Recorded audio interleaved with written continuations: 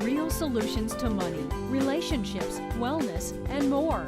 Shine a light onto your day and into your life.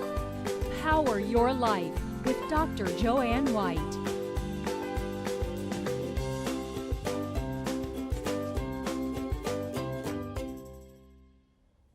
Welcome everyone to Power Your Life. I'm Joanne White. Finding the right partner these days is not always easy. Some people can find the love of their lives right away, but for others it may take a really long time, and often followed by some disappointment and grief. What's the secret to finding love? We have tonight Siggy Flicker, a relationship expert, matchmaker, and television personality, who's here to give us the lowdown on love and heartache. Siggy, it's a pleasure to have you here. Thank you for having me. Oh, I love it. So let's get right into it, okay? Many people are looking for love and looking for companionship and relationships, and they're doing so online. What seems to be some of the mistakes that they make while they're doing that? Well, the first thing is it's great to look for love online, because today we're obsessed. We're obsessed with social media. But it's also imperative to understand that online dating has to go hand in hand with social dating, meaning, let's take working out. You can't work out on the treadmill for 45 minutes a day and then come home to a Whopper French fries and a Diet Coke and then wonder at the end of the week, why am I not losing weight? Same thing, online dating is a tool.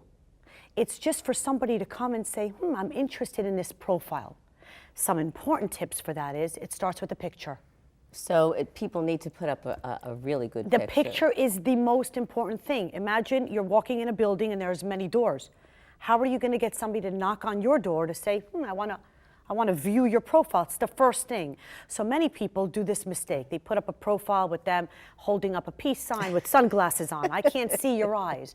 Or, they'll put up a picture of them with 15 or their girlfriend. How do I know who it is that I'm? Right. So people will pass your profile in order for you to get as many viewers, because at the end of the day, you want to get as many people knocking on your door, because then you're going to start an online banter, right? So you get as many people to come in. You start with the picture of you, like this. Side profile, smiling, open, invitation, warm. Why a side profile? Well, I always think that head on and ooh and trying to do the duck face and trying to be too sexy, it's a little bit too much. How about just like, so be as natural as you as can, open, as natural. If somebody doesn't like what you look like, say thank you, Lord. Let them pass on to the next profile. All you want to get is somebody to say hello. You know, I've spoken to people who are putting their profiles online, and sometimes they're telling a whole life story. Never. What do they Never. do? Keep it short and simple. Nobody's going on to your profile because they want to read a book. They don't want to read a book. It's what you do for a living. Keep it short and simple and sweet. Why? Because everything in life is about chemistry. It's the chemistry that we feel off each other. Can you get chemistry from online You can't. dating? That's why are you writing a book? Keep it short. So I'm saying what you do for a living, what you like to do when you're not working, your hobbies. I like to roller skate, I like to dance, I like to go to the museum, and what type of person you're looking for. From that short bio, somebody should, oh my God, she likes to travel? She likes Japan? So wow. similar interests for all of this. Okay. Hi, Beth.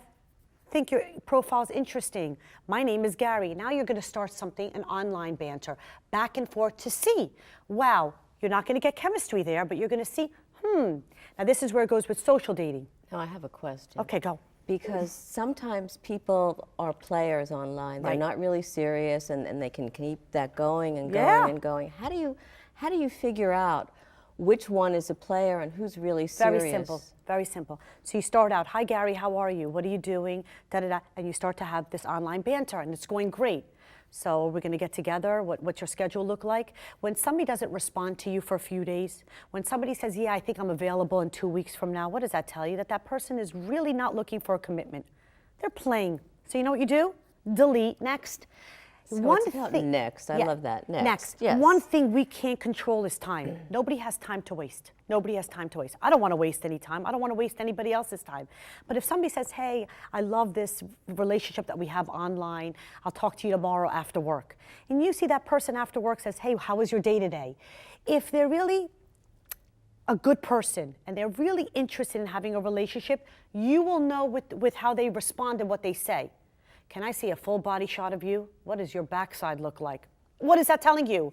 He's a player. And what about people that are lying? People lie about their age. Yes. They lie about, right. So Well, that's one of the dangers with online dating. That's a risk. But with everything in life, I say to people, you can't expect everything to be perfect. That's a risk that you're going to have to take. That's why I suggest that the banter only happen for 2 to 3 weeks, and then you have to meet that person in person. Then you meet them and say, wow, you look so different from your picture. You'll know right away.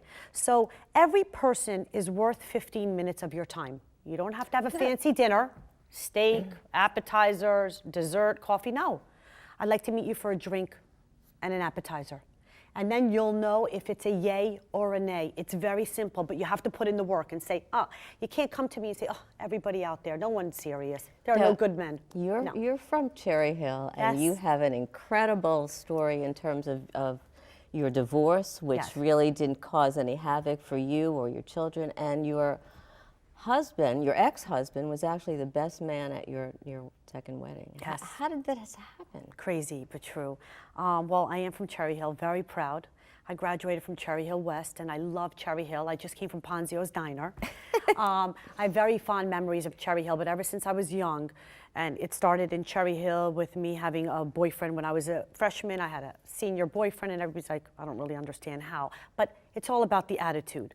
Moving forward, I married a wonderful man, Mark Ira Flicker. We had 2 gorgeous kids, Sophie and Joshua. My kids are my life. So when the marriage fell apart, which no one expects when they're walking down the aisle, things happen.